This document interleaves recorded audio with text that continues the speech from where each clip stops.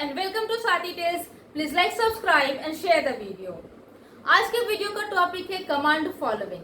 हम अपने बच्चों को घर पर कमांड फॉलोइंग कैसे सिखलाएं. तो ये टॉपिक को शुरू करने से पहले ढोलू का एक छोटा सा वीडियो देखते हैं जो कि ढोलू के सेकंड बर्थडे का है. उसको एंजॉय कीजिए. फिर इस टॉपिक को फटाफट से शुरू करते हैं. लायन कौन सा है? लायन कौन सा है बता दो बाबू. लायन. अच्छा हॉर्स कौन सा है? हॉर्स पता है बाबू. हॉर्स बता दीजिए. हॉर्स ऐसा जीब्रा. हाँ हॉर्स. Good, very good. और कैमल नहीं. हाँ हॉर्स नहीं बोलता है. Very good. Elephant. Very good. Zebra ठीक से देखो. जेब्रा का है दिखाई. जेब्रा कौन सा है? सब बताता है. अच्छा पिजन बोल. पिजन मोहारी को पता ही नहीं पिजन का है. पिजन बता दो. पिजन. Very good. रैबिट कौन सा है? रैबिट रैबिट को नहीं पता. बता दिए. कैमल कौन है?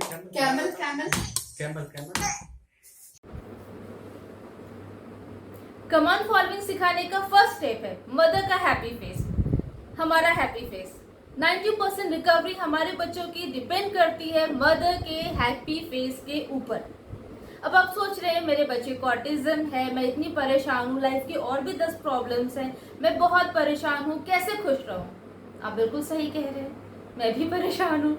लेकिन अगर हमें अपने बच्चों में और में ये रिकवरी चाहिए, ठीक है, हम चाहते हैं कि हमारा बच्चा दिन ब दिन बेहतर होता चला जाए, तो एकमात्र तरीका यही है कि हम खुश रहें, मुस्कुराते रहें, बच्चे के सामने एकदम खिलखिलाते रहें. कैसे करेंगे? हमें एक्टिंग करनी होगी. हमें अपने दिमाग को इतना मजबूत करना है कि हम हर समय अपने दिमाग में बस यही सोचते रहें कि सब बहुत अच्छा हो रहा है, सब कुछ बहुत अच्छा होने वाला है और इसके वजह से मैं बहुत खुश हूँ. अपने दिमाग को इतना मजबूत रखना है कि चेहरे पे हमेशा मुस्कुराहट रहे. और ये आप देखेंगे कि इसके बाद आपके बच्चे में कितनी जल्दी इंप्रूवमेंट हो रही है. तो ये रहा आपका फर्स्ट स्टेप. सेकेंड स्टेप है सरप्राइज एलिमेंट. जब आप अपने बच्चे के साथ कम्युनिकेट करेंगे तो आपके पास बहुत सारा सरप्राइज वाला एक्सप्रेशन होना चाहिए. जैसे वाओ अली मेरा छोना बच्चा, ओ नहीं, इस तरह का जोर से. ठीक है, आप जो भी लैंग्वेज में जिस तरह से अपने बच्चे के साथ कम्युनिकेट करना चाहती हैं वैसे ही कम्युनिकेट कीजिए, लेकिन जरा जोर से बोलिए.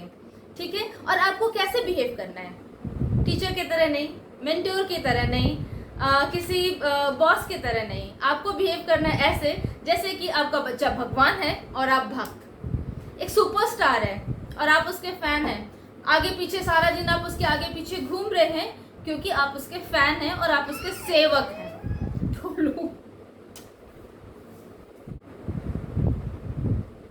थर्ड स्टेप है कॉपिंग. आपने अपने बच्चे को कमांड दिया कि टच नोज.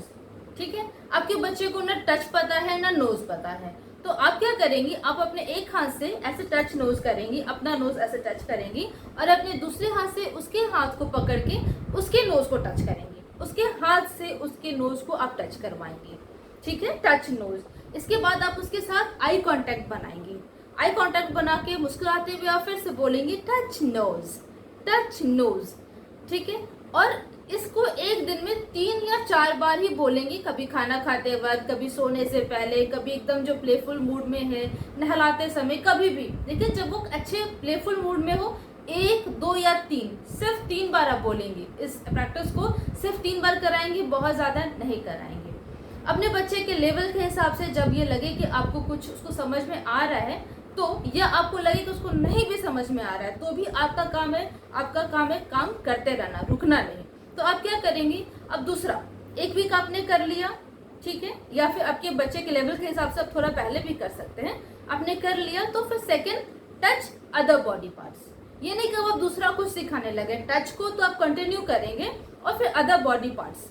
ठीक है, touch mumma, touch other family members, ऐसे करके उसको सिखाएंगे. Touch hair, touch eyes, touch touch hand. इस तरह के जो कॉमन बॉडी पार्ट्स है पहले आप वो सिखाएंगे. इसके बाद आप धीरे धीरे आप कंटिन्यू करते हुए कर सकते हैं कि furniture, touch sofa, touch chair, इस तरह से touch washing machine, touch fridge, इस तरह से करके आप कंटिन्यू कर सकते हैं। ये टच करने में बच्चा क्या करेगा, वो उसको जोर से ऐसे करेगा अधिकतर। जैसे अगर ADHD का बच्चा है जैसे कि मेरा है, तो वो हाइपर एक्टिव बच्चे होते हैं, तो वो क्या करते हैं, वो जाकर जोर से सोफा पे ऐसे मारते हैं, क्योंकि उनकी कुछ ऐसी रिक्वायरमेंट होती है जिसको वो फुलफिल कर रहे होते हैं। तो आप उसको इस पर ये भी ध्यान देना है कि उसको ज़्यादा चोट नहीं लगे हथेली में, और करते भी रहने देना है, क्योंकि उनकी इस तरह की रिक्वायरमेंट होती है। तो आपको दोनों बातों की ध्यान रखना है।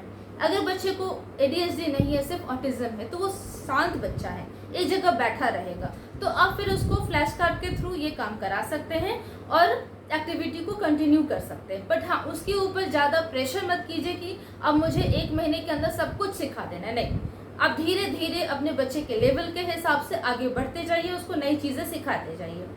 साथ ही साथ आप क्या कर सकते हैं कि बच्चों को जनरलाइज कराते रहिए। जैसे आपने जब बैठ कर कोई एक्टिविटी कराया फ्लैश कार्ड के थ्रू, तो उसी के साथ साथ उसको जनरलाइज कराइए। आपने दिखाया है कि भाई ड्राइंग रूम में ये फर्नीचर होता है, आपने दिखा दिया, तो कभी आप अपने ड्राइंग रूम में जब होते हैं तो उसी एक्टिविटी को करके बच्चे को हाथ पकड़ के ले जाइए। टच सोफा, टच टेबल, अगर वहाँ पे कोई पोर्ट्रेट है तो टच दैट थिंग, अगर कोई फ्लावर या कोई डेकोरेशन है तो टच दैट थिंग। तो इस तरह से उसको कंटिन्यू करते जाए।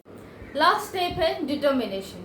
ये जो एक्टिविटीज़ मैं बता रही हूँ, वो मदर कर रहे हैं या फादर कर रहे हैं या जो भी कर रहे हैं, उनमें ये डिटर्मिनेशन होना चाहिए कि मैं अपने काम को कंटिन्यू करूँगा। अब क्या होता है, कई बार हमारा बच्चा कुछ रिस्पॉन्ड नहीं करता, कुछ बोल नहीं रहा होता, तो हमें पता ही नहीं होता कि मेरा बच्चा सीख भी रहा है कि नहीं सीख रहा है। पर आप में ये डिटर्मिनेशन होना चाहिए कि मैं इस काम को कंटिन्यू करता रहूँगा। मैं ऐसा क्यों कह रही हूँ, जब हमारे बच्चे छोटे होते हैं ना, नहीं बोलते होते हैं, तो हमें नहीं पता चलता कि वो सीख रहे हैं, पर एक्चुअली में वो सीख रहे होते हैं। बहुत सारी चीज़ें ऐसी थी जो ढोलू पहले नहीं जानता था, या हम उसको बताते थे, हमें पता नहीं था कि उसको पता है। लेकिन जब वो बड़ा हुआ, 4 साल का हुआ और उसके बाद अभी 5 साल का है, तो पिछले 1 साल में मैं देखी हूँ उसे बहुत सारी ऐसी चीज़ें पता है जो कि हमने पहले से उसको बताया था। मतलब उसके दिमाग में कहीं ना कहीं स्टोर हो रहा है।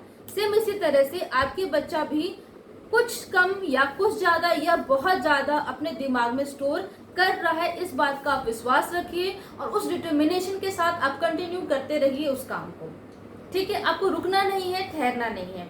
और अगर मेरा वीडियो बहुत अच्छा लगा हो तो इसको अच्छा सा लाइक दीजिए, सब्सक्राइब कीजिए और लोगों को इसको शेयर कीजिए। Thank you very much.